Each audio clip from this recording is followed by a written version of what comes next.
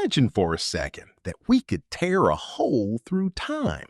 On one side, we have a modern powerlifter, a human hydraulic press built on calibrated iron, knee wraps, smelling salts, and a meticulously tracked surplus of macros. On the other side, we have an ancient stone carrier from the Bronze Age, a man who spends 10 hours a day moving multi-ton granite blocks under a relentless sun, fueling his body with coarse barley bread, thick beer, and pure raw labor. If you put these two in a field and ask them to hoist a 400-pound, unpolished, uneven granite boulder and carry it 100 yards, who actually walks out? We love to obsess over SBD totals and 800-pound deadlifts, but we also live in an era where strength is measured on a smooth, perfectly knurled barbell with a predictable center of gravity. So today, we are stripping away the chalk, the lifting belts, and the Instagram PR videos to find out who possessed real, unfiltered human power. And the answer might make every power lifter watching this deeply reconsider their entire training split.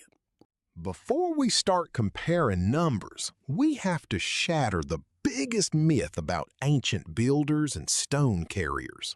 Pop culture tells us these men were emaciated, starved slaves whipped into moving monoliths until they collapsed.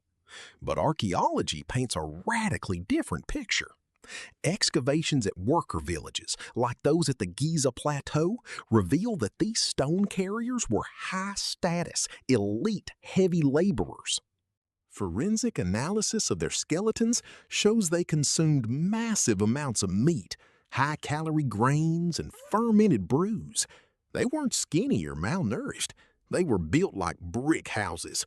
They had thick necks, wide waists, and massive posterior chains. They were the original heavyweight movers of human history, engineered by daily labor to carry the weight of civilizations. Now, let us look at the mechanics of strength. The modern powerlifter is a master of efficiency. Powerlifting is the art of moving heavy weight over the shortest possible distance in a single, predictable plane. The bar is perfectly balanced. The grip is enhanced by knurling and liquid chalk. The powerlifter uses specialized shoes, tight belts to increase intra-abdominal pressure, and precise leverage angles.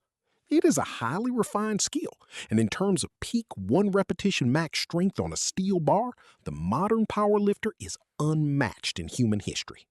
The ancient stone carrier, however, lived in a world of chaotic, asymmetrical load. A stone does not have a knurled center handle. It doesn't have a uniform density. It is abrasive, sharp, awkward, and constantly trying to slip out of your hands or break your posture. When an ancient carrier lifted a stone, every single stabilizing muscle in his feet, ankles, core, back, and forearms had to fire simultaneously to prevent his spine from snapping. They didn't have straps or chalk. Their grip strength wasn't just built by doing farmer's walks at the end of a workout. It was forged through thousands of hours of friction against raw earth and rock. And this brings us to the hidden secret of ancient strength: bone density and connective tissue. Modern powerlifting relies heavily on muscle hypertrophy and neurological adaptation for explosive 3-second efforts. But tendon and ligament adaptation takes years, sometimes decades, to fully mature. Through a biological principle known as Wolff's Law, bones remold and become denser in response to chronic stress. Skeletal remains of ancient stoneworkers show extraordinary cortical bone thickness. Their bone density was off the charts, and their tendon attachment points, where muscle meets bone, were massive compared to modern humans. When you spend 10 years lifting, dragging, and balancing hundreds of pounds of stone daily, your joints don't just adapt, they turn into structural steel. A modern powerlifter might have bigger biceps and a larger chest, but the ancient carrier had a frame built to sustain massive, non-stop axial compression without buckling. Then there is the brutal question of energy systems and endurance. A modern power lifter trains for maximum peak power output. They do a 3-second lift, sit on a bench for 5 minutes, sip intra-workout carbs, and scroll through their phone.